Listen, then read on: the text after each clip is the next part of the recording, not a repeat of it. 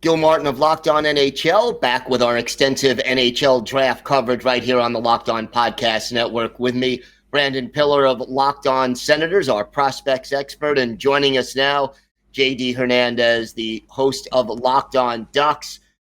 JD, your thoughts on the first pick by Anaheim, Pavel Mintyukov? You know, I didn't expect Mintyukov to drop down to number 10. In fact, there was a lot of names that dropped on number 10 that I thought the Ducks could have gotten.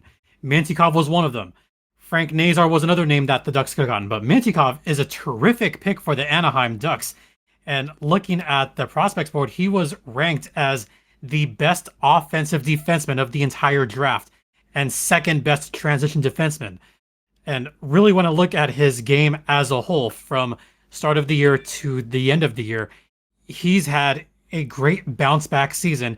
Yeah, there was the whole COVID situation, but looking at his hockey IQ, it is one of the best hockey IQs in this entire draft.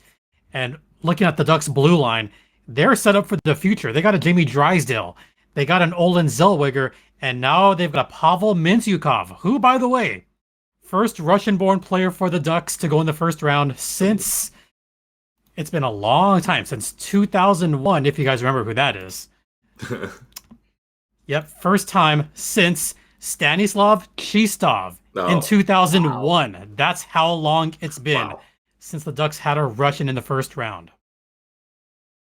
Pretty impressive. Brandon, what does he bring to the table? We talked about offensive skills. Specifically, how does that translate on the ice?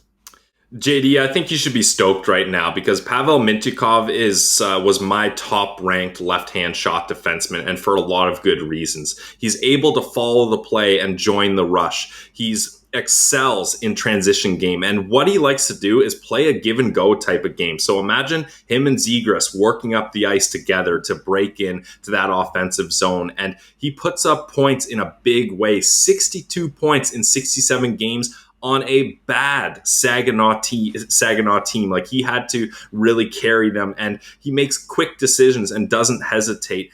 Now, maybe he needs to work on his defense a little bit, and maybe he focuses a bit on the puck too much, but that'll happen when you're a guy trying to carry a bad team as a young defenseman in the OHL. So I think those are things he's going to work out, and Elite Prospects tagged him as the best offensive defenseman in the draft, and they mentioned through their scouting reports that he got a lot better defensively as the year went on. So I'm hoping that's going to improve, and I think he's going to be an absolute stud on the back end for the Ducks for years to come. I think you and I read the exact same scouting report there, buddy. Yeah. Brandon, how far away do you think he is at this point? I think you're probably going to want to give him at least another year in junior. Like a lot of these players, you have to respect the fact that they lost an entire year of crucial development with the OHL shutting down for COVID. So I would give him some time. And the Anaheim Ducks, they're in no rush to have him come up. Like JD, you mentioned a couple of the guys they have on the back end already that will probably arrive in the NHL before him and can kind of stabilize that decor. But for Pavel Mintyukov to fall to the Ducks here, I think they've got to be pretty happy about that, because really to add another great prospect to that decor, and the Ducks have quite famously had great decors for over a decade now. They've had really good performances from the back end, and they continue to follow that formula here with the pick of Mintyukov. Mintyukov possibly being another guy on the power play, because you mentioned having him with Zegras would be amazing. Having him with Zegras and Troy Terry or Sonny Milano or any of these other guys on the power play specifically could yield huge dividends for the Ducks. They were already ascending last season. At one point, they were a top 5 power play team. They wound up middle of the pack. Keep in mind, 2 seasons ago, the Ducks had a historically bad power play.